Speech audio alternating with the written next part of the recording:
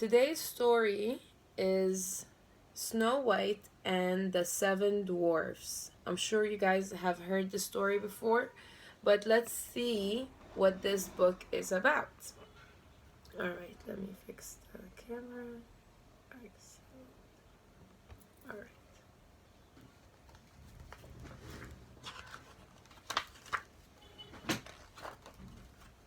Here we go. I want you to see the first picture. Here we go.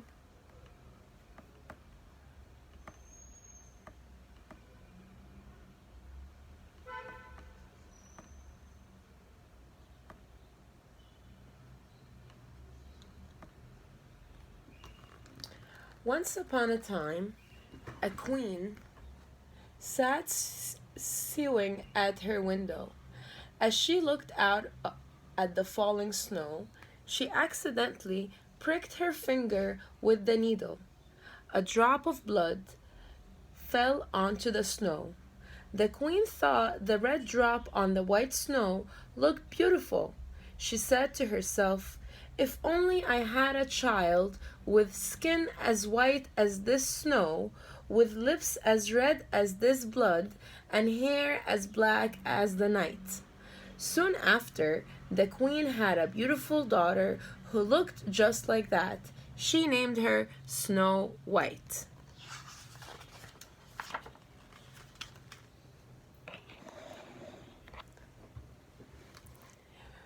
Within a short time of Snow White's birth, the queen died. A year passed and the king married again. His new wife was beautiful, but proud and vain. The new queen could not bear to think that anyone could be more beautiful than she.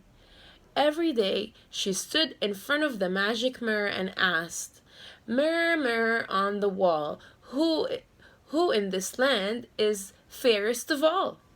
The mirror always answered, "You, O queen, are fairest of all." She was satisfied because she knew the mirror always told the truth. As Snow White grew older, she became more and more beautiful.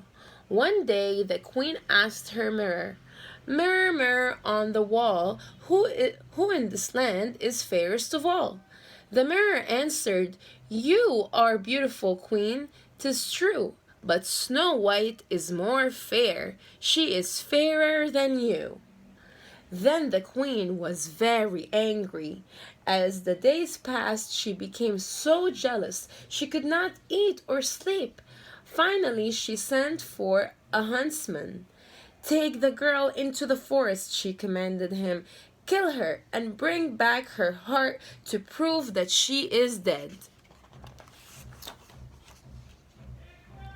Knowing that he must do what the queen commanded, the huntsman took Snow White into the forest. He pulled out his hunting knife, but he could not bring himself to kill her. "Run!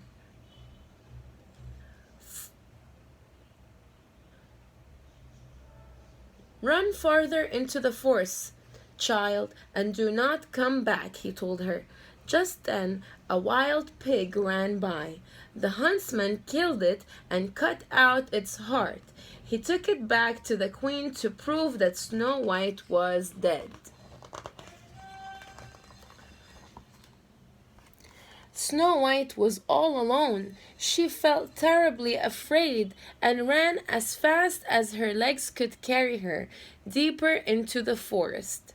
Finally, as darkness was falling, Snow White came to a little cottage. The door was unlocked. Inside, she found a little table with 7 little chairs, 7 little plates, and 7 little cups. Against the wall were 7 little beds. Snow White was very hungry, so she nibbled a bit of bread from each little plate and drank a few sips from each little cup. Then she lay down on one of the little beds and fell asleep.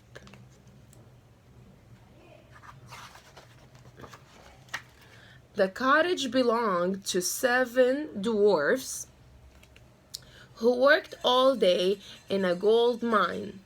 At sunset, the dwarfs returned. They lit 7 candles and noticed at once that someone had been in their home. One dwarf discovered that someone had been sitting in his little chair. Another saw that someone had sipped from his little cup. Another found that someone had eaten a bit of bread from his plate. Finally, the 7th dwarf looked at his bed and saw Snow White lying there, fast asleep. He cried out in surprise, awakening Snow White. "Who are you? Why are you sleeping in our cottage?" asked the dwarfs. "I am Snow White," she replied, and then she told them what had happened to her. The dwarfs were concerned for Snow White. "You must stay with us," they said. "You will be safe here as long as you do not let anyone in while we are at work." Meanwhile, the queen was very happy that she was again the most beautiful woman in the land. The next morning she asked her mirror, "Mirror, mirror on the wall, who in this land is fairest of all?" The mirror answered, "You are very beautiful, queen.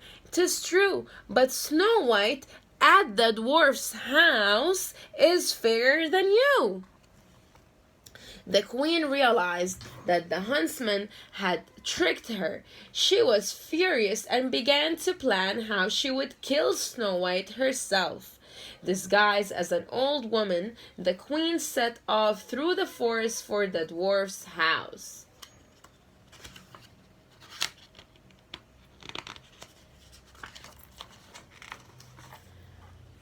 The distinguished queen knocked on the door of the cottage. "Pretty laces for your dresses," she called sweetly. "Open the door and see what I have to sell." Snow White was delighted when she saw the lovely dress laces. "Try this one on, child," said the old woman. "I will lace it up for you." Snow White stood before her. The old woman took hold of the laces and pulled them so tight Snow White could not breathe properly. She fainted and fell to the floor. When the dwarfs returned home, they were horrified to find their beloved Snow White laying on the floor. They lifted her up and saw that her dress was too tightly laced. They cut the lace and Snow White was able to breathe again. She told them about the old woman's visit. "That old woman must have been the queen in disguise," the dwarfs cried. "Take care and do not let anyone in again." Back at the palace, the queen asked her mirror, "Mirror, mirror on the wall, who in this land is fairest of all?" The mirror answered, "You are very beautiful, queen, 'tis true, but Snow White at the dwarf's house is fairer than you." The queen stormed and raged. She realized that the dwarfs had saved Snow White and that she needed a new plan. Using her knowledge of evil magic, the queen made a poisonous hair comb. She then disguised herself as a different old woman and set out again for the cottage of the 7 dwarfs. Once more, the distinguished queen knocked on the door of the cottage. "I'm not allowed to let anyone in," Snow White called, and she peered through the window. The old woman pulled out the comb, and Snow White saw it sparkled in the sunshine. She opened the door and bought the beautiful comb. "Let me put it in your hair," said the old woman. She had barely stuck the comb into Snow White's hair when the girl fell down as though dead.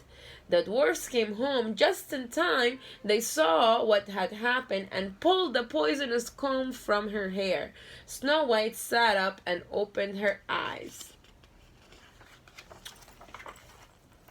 Back at the palace, the queen asked her mirror, "Mirror, mirror on the wall, who in this land is fairest of all?" The mirror answered, "You are very beautiful, queen, 'tis true, but Snow White at the dwarf's house is fairer than you."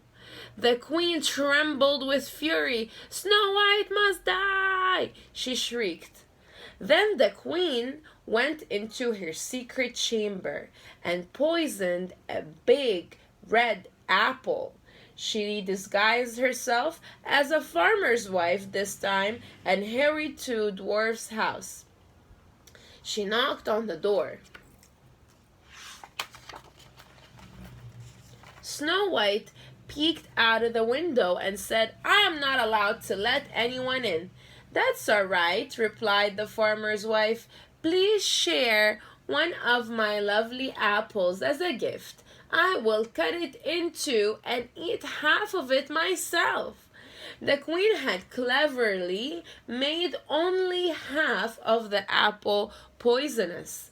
When Snow White saw the farmer's wife eating part of the apple, her desire for it grew stronger. She finally let the woman hand her the other half through the open window. Snow White took a bite of the apple and immediately fell to the floor dead.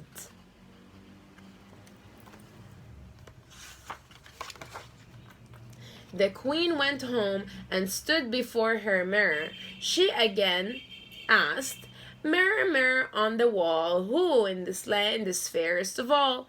The mirror answered, "You, O queen, are fairest of all." The queen was finally happy, for she knew that Snow White was dead. That evening, the dwarfs returned from work and found Snow White lying on the floor. They loosened her laces. They looked in her hair for something poisonous, but no matter how they tried to help her, nothing worked.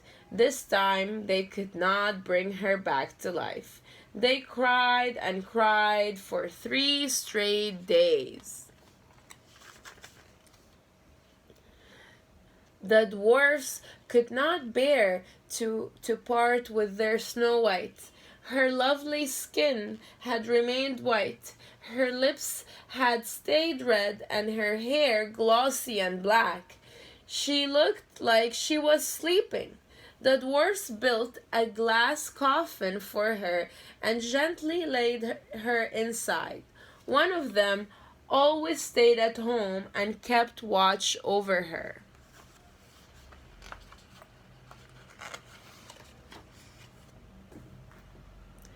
One day, a young prince came to the dwarf's house, needing a place to stay for the night.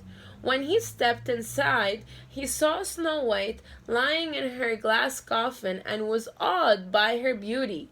The dwarfs told him that she was the daughter of a king and how the queen had tried to kill her.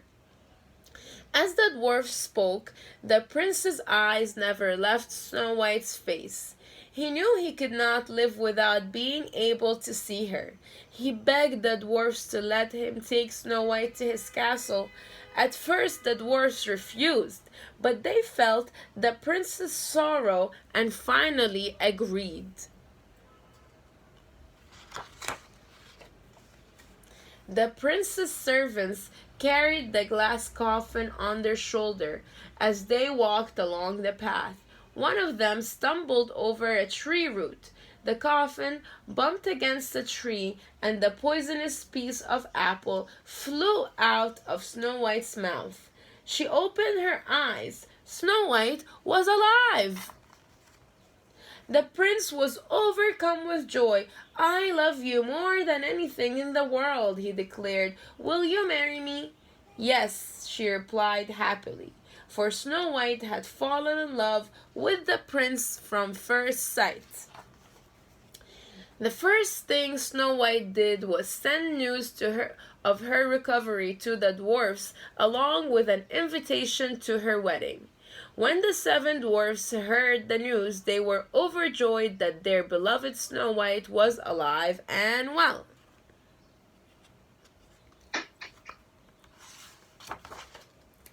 A few days later, the queen stood before her mirror as usual. She asked, "Mirror, mirror on the wall, who in this land is fairest of all?"